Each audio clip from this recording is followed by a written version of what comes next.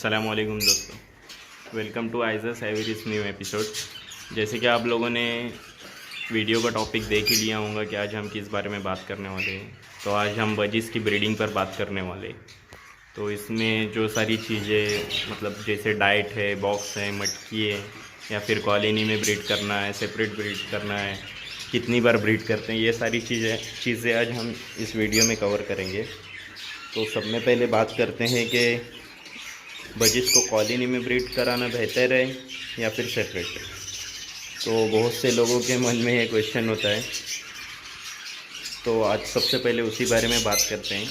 देखिए, कॉलोनी में ब्रीड करेंगे तो उसमें आपका वक्त बचेगा और फिर प्लस आपको ज़्यादा मेहनत नहीं करनी होगी, बस एक बार ही खाना पानी दे दिया तो काम हो जाता है।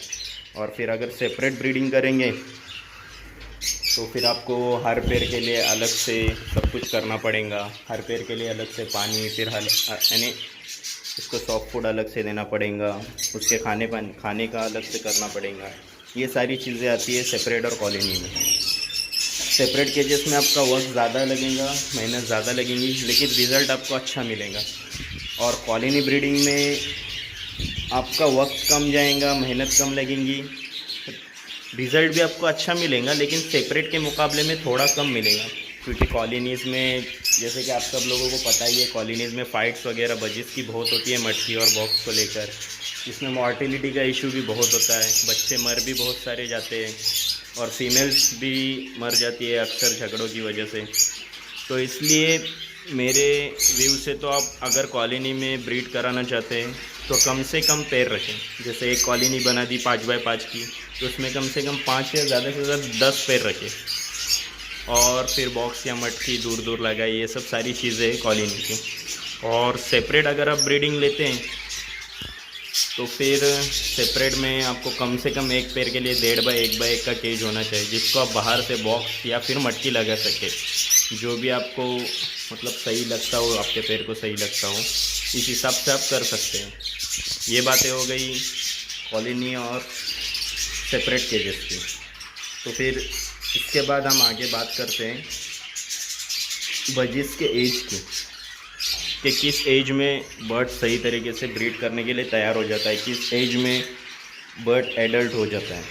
तो देखो, नॉर्मल बजिस में जो एक्चुअली है बर्ड 4 से 5 महीने में ब्रीड करने पर आ जाता है, मतलब एडल्ट हो जाता है। तो इस एज में आप उसको ब्रीड पर लगा सकते हैं। 5 महीने की एज में, 6 महीने की एज में आप लगा सकते हैं ब्रीड को। तो ये बात हो गई कॉलोनीज़ की, सेपरेट केजेस की और फिर एज की। तो आप बात करते हैं कि बर्ड को ब्रीडिंग के लिए किस तरह लगाना चाहिए। तो सब में पहले आप एक मेल ले, एक फीमेल ले, उसको सेपरेट केज में डाल दें।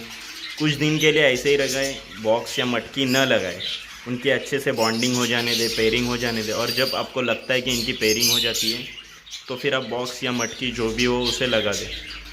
तो फिर जब बजिस मेटिंग करता है तो उसके 7 या 8 दिन बाद पहला एग ले करता है। उसकी एग्स की क्वांटिटी एवरेज आप देखेंगे तो कम से कम 5 से 6 एग ले करता है। फीमेल जो है 5 से 6 हर क्लच में ले करती है। ये उसका एवरेज क्लच का साइज़ है। और कुछ कुछ बर्ड्स ऐसे भी होते हैं, कुछ कुछ फीमेल ऐसी भी होती है कि जो 10 या 11 अंडे भी ले करती है। ये तो उसकी क्वालिटी पे और उसकी कैपेसिटी पे डिपेंड है। एग्स की जो क्वांटिटी है उसका वो जो डिपेंड करता है वो फीमेल की उस पर डिपेंड करता है।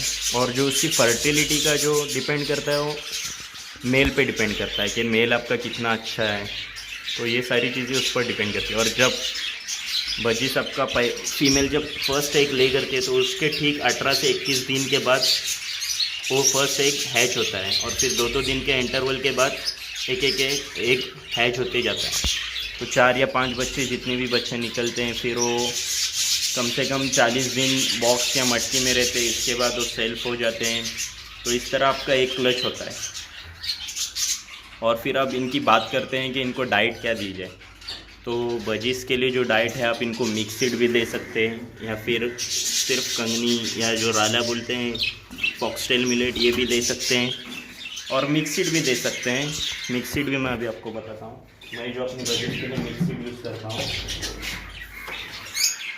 वो ये मिक्सिड है, जो मतलब सीज़न के हिसाब से आता है। विंटर के समर के हिसाब से मिक्स होकर आता है। मैं बहुत टाइम से तो मिक्सिड यूज़ कर रहा था, लेकिन अभी जो कंगनी मुझे मिल रही है तो फिर मैं कंगनी यूज़ कर रहा हूँ। आप दोनों यूज़ कर सकते हैं, आपके ऊपर है डिपेंड। और इनको सॉफ्ट फूड में क्या दिया जाए, इनको सॉफ्ट फूड डेली देना है, डेली बेसिस पर देना है। सॉफ्ट फूड में अब इनको हरा धनिया दे सकते हैं, जिसको हम कोतंबीर भी बोलते हैं, और फिर पालक दे सकते हैं, मेथी दे सकते हैं। मेथी और पालक ये जो गर्म है तो इसको गर्मियों में हफ्ते में 1 या 2 बार दे, ज़्यादा से ज़्यादा। फिर आप इनको कॉर्न दे सकते हैं, भुट्टा जो मक्का बोलते हैं हम, ये दे सकते हैं। और जब बच्चे होते हैं तो कॉर्न डेली दें या फिर एक दिन छोड़ के दें, क्योंकि कॉर्न से बच्चों की ग्रोथ अच्छी होती है। और फिर इसी के साथ आप उनको गेहूँ भी दे सकते हैं भिगा कर, मूँग दे सकते हैं, हरे मूँग जो आते हैं अपने अक्के वाले, वो मूँग दे सकते हैं, जो रात में भिगा कर सुबह में दे देना है, या उसके स्प्राउट्स भी करके दे सकते हैं। ये सारी चीज़ें इनकी सॉफ्ट फूड में आती है। फिर इनको आप कैल्शियम, विटामिन, मैं जो इनको कैल्शियम के लिए यूज़ करता हूँ वो ऑस्ट्रोवेट है, और multivitamin A to Z use करता हूँ। और उसी के साथ एक रेक्स ऑयल भी आता है, वो भी मैं इनके लिए यूज़ करता हूँ। आप चाहे तो इनको सॉफ्ट फूड में दे सकते हैं, या फिर कैल्शियम ऑस्ट्रोवेट जो इनको पानी में भी दे सकते हैं। ये सारी बातें हो गई इनकी डाइट की, कैल्शियम की, मिनरल्स की। और फिर इसके बाद बात करते हैं कि ये साल में ईयरली आपको कितनी बार ब्रीड देते हैं। तो नॉर्मली इनका जो साल में आप इनसे अगर ब्रीड लेते हैं तो कम से कम 4 बार तो आपको ब्रीड देते हैं, कि साल में 4 बार ये लोग ब्रीड कर सकते हैं कम से कम। आप 5 बार भी इनसे ब्रीड ले सकते हैं, लेकिन इनको रेस्ट देना भी थोड़ा ज़रूरी होता है। बर्ड को रेस्ट देना भी बहुत ज़रूरी होता है गर्मियों के दिनों में। सारी बातें हो गई, जितना मुझे समझ में आ रहा था, जितना मुझसे हो सका मैंने आपके साथ शेयर किया है। इसके बाद अगर आपको और कुछ जानना है तो आप कमेंट सेक्शन में मुझे बता सकते हैं, इसके बारे में मैं नेक्स्ट वीडियो बताऊंगा। और फिर इसी के साथ आपको मार्केट से किस तरह बर्ड परचेस करने हैं, मार्केट से या फिर किसी भी ब्रीडर से किस तरह बर्ड्स लेने हैं, बर्ड्स में क्या देखना है, क्या कमी है, क्या ज़्यादती है, ये सब देखकर किस तरह आपको परचेस करना है, इसके बारे में नेक्स्ट वीडियो हम बनाएंगे इंशाल्लाह।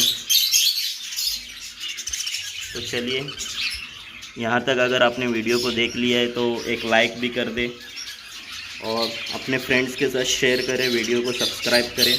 Thanks for watching.